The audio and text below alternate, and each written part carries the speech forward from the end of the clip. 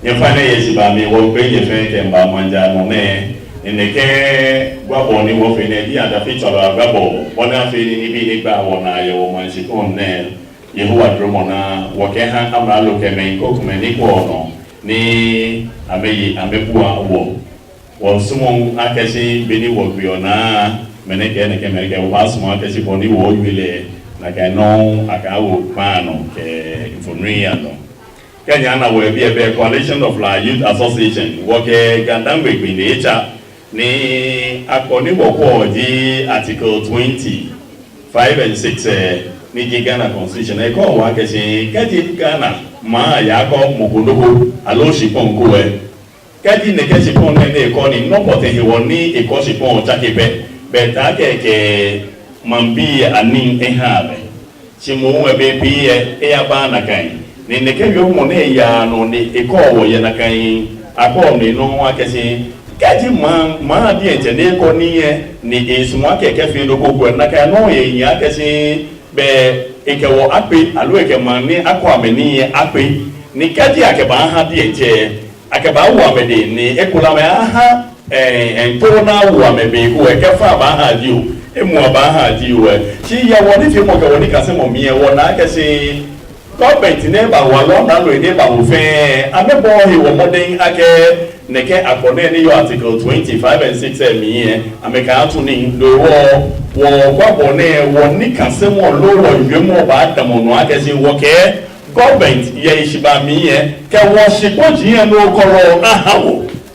give us back our land government na kan ti boni ko you ole ni kaji wo te mi e wo ga shipon ne no wona ke no pote he woni bebi anya ke wo shipon ti ne ahawo ko ya kwa judiciary alo meni ko wo amekudo wo igbemu nke ni bi ye court ke ni bi sani yeli ko jomo ke ni bi ne ame yo ko fe ya bala ke si o ne ke shipon ne woni wo ke hanye mi no wo je wo ke hanye o ba na ke high court judge eye wo shipon no Supreme Court judge eye wo shipon no water front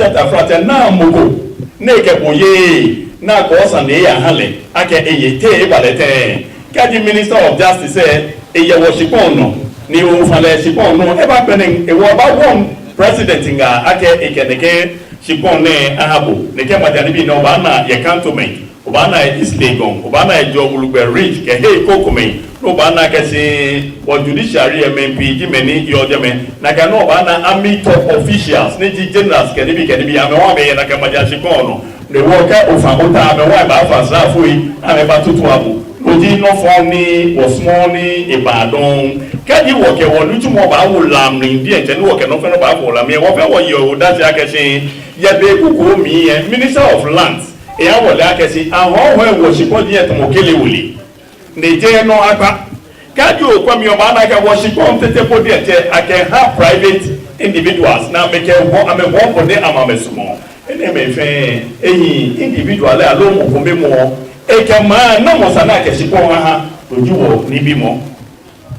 ye ne ke mo ja ni bi ne fe se nye se agbo wo organize press conference de ke adafitu agwabo ne ekomei eten ni wo gba mra lo fai ne ke wo shipon ti na kolo na ke tun ni aka ke ba tun na ke hawo shi mo mra lo ke da bi ke hawo mo na ke ha mo ko na to le Clement Jato le yin Minister of Defense Minister of Lands and Natural Resources yin be jala shipon ti yin be to la mante to testament to mo ba mante lo to ga mante wo le to bo ni wo shipon mi dramo aya ken ha ejino ko ni sha ko la ke Gadangbe youth fe no e wona gbe awon wo to agrasi things no ni before to le demonstration o fe le be ni wo ha ga na fe to no he won to oni mo fe mo ale akese wo shi ni water baby here politicians say ameyi e ba no akese ewale ewo no ewo ka me na ewale ameyi e pa no aketa ake ameka me ya foshi ke hanu tumo ni ma bi e fo o shiki ha me kaji wo ya yen wo fe wole ake ne ke majani bi ne tutun tun di no ni te no yo wo shi kon le no wo fe wole be maka ni wo mo shi ni di enje soja fo ifitele ke ameke ko shi ko di hamra lo bi ehi ni wo bo amekoko ameke da bi jimu aba jiwo ke demonstration wo die na soja fo na me pa la na ameke wa no tumo no ni wo di Boko Haram alo Al-Shabaab, alo ISIS, and what the terrorists say, also that for the terrorists say, alo amalo the terrorists say, enemy fe, eye ebua. Can you have you one man here, you know they will hear, Malako can make it one of the sunshines. You are more okay. Ekapo mo na beni mini o na ka hu nju. Alo one near Nina, me do what you ne. Wa man here nyelo neighborhood. Ele aka wo fe press conference la ni wo qualify ni bi ni ya no ewa wo ni tafrate akoni ajaje shimo nwe e ya ba le na kan no ni mo ni wo na wo ke ahon shigonti etemo ahon kele wole e ni na kan no wo former president ye ishiba mi ye le bi enche yehoda si akesi wo no tumo ni wo tun wo fe leji wo papa ye ma mi kunle wo ko bi info mi no ba fe obu ametwe ekole tu okele wole fi yoko neye keke bo han leko je gbo ibe ba yo dehe ya ni ayole moni yole ayele homona la ke ko je ba to de be mi ya hia ye wala don no wo ye wo sita mo na mi e won ke na na kufu ado ni ji wo man hie nye lo akese be mi ni ebala nyese agbo alo nyese nyomi ye e awo si wo ko men she wo ko ti la she ko ti yen ke fe ba wo no na ko lo ke ba wo e ji she wo e ha wo she wo ne na gbe ne te no ne ke anu wa me akashi e ba fe district e ha me ya wo je ni wo na ke tete ye district e wo na ke she aje kuro wo ye enu wa he ya ke she wo ne ba ha wo e ye ko no wo ko fe anu wa ke te she bi ke men ko ku me be wo wo she ko ti yen wo ba mra lu e fa lo government fa ni egmenme he ehawo ya jeme no wo la me wo ke wo shikonji yen cantonment ya jeme akolo le bonus mo agme ehawo south la estate ya jeme bema camp ya jeme trade fair ya jeme amra ya jeme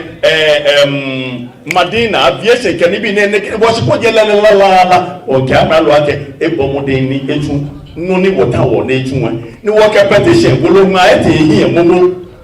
no wo camera ba ke wo qualify e bomode ni no ni yo wolu ami e etun e hawo boni afi ni wo hu wo mi ase wo eto boni tashi me ke no wa me ami tese amehiye kaji wo ya wo yin wo ke president ake kaji ba sector say allo ministry say Ministry of Lands and Natural Resources say ameke land commission ameji meni amejegbe ameji wa wi to bang eja ke shipoji ni wo yo amedi enta me follow na meke ha me ene eye ebu awo onwo won ke government akesin eto higbeji ano ni boni afeni ne ke majani bi ne ese afo na ke no wo ya no won ke amra lo akesin kaji eba mbe ni buo wo yi na me buo me hijogba kunle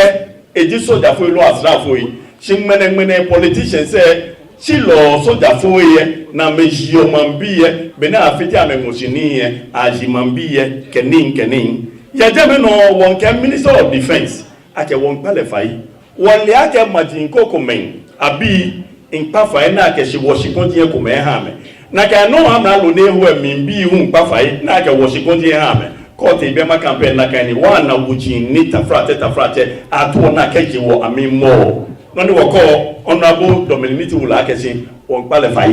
egeto mama sane wo yeko sinoni sane ni wo yoji ye ishiba mi ye wo no ne me wo eke hawo ye ishiba mi alo nye wo hie ni wonini aseno won ke ni ji wo kola ke gadagbe youth won ka akesi wo fe kalo akesi wo ke amralo ke Ministry of Defense ke Ministry of Lands and Natural Resources wọ́n fi kà lákẹ́ wọ́n kà bá tó gbẹ́gbẹ́ bẹ̀rẹ̀ àwọn àtẹ̀wọ̀ wọ́n náà fi ní wọ́n yọ ọ̀gbọ̀n he ní wọ́n tó wọ́n chábà ẹ̀hà wọ̀ he láyé yẹ. Nàkẹ́ náà wọ̀ yànà wọ́n kà á lọ akẹ́sẹ̀ pẹ́tíṣẹ̀ ní wọ́n halẹ̀ nyẹ sáà fi yẹ 23 November 2016 ẹ̀ ní wọ́n sáà wọ̀ tìmì yẹn halẹ̀ 27 March 2017 ẹ̀ wọ́n kẹ́ lákẹ́sẹ̀ ẹ̀bọ̀mọdé ní etu ìbìrìnì. Nàkẹ́ náà wọ̀ yànà ní wọ́n kẹ́ wọ̀ president Nana Akufo-Addo akẹ́ wọ́n qualify wọ́n ga mẹ́ alọ́ wọ́n ga dágbé yẹ ṣìkọ́jì ẹ̀fẹ̀ wọ̀lá ẹ̀fẹ̀ wọ̀wọ̀lá ní òhìwọ́ bí abọ́ ní òfìtẹ́ ṣìkọ́jì ẹ̀bẹ́ gbogbo ẹ̀wọ́ ní wọ́n wọ́n tún wọ́n wéwé ní ẹgbọ́mọdé ní ìkẹ̀ nyámọ́ kehiwale a protect alo epu wo shikonti ya e hawo bona fe ni wo se ko e obi mi abana eko ni amehu amefi eko ye na agbe wi mo mi e won ke Mr. President akesi alo wo manye yelo ake won qualify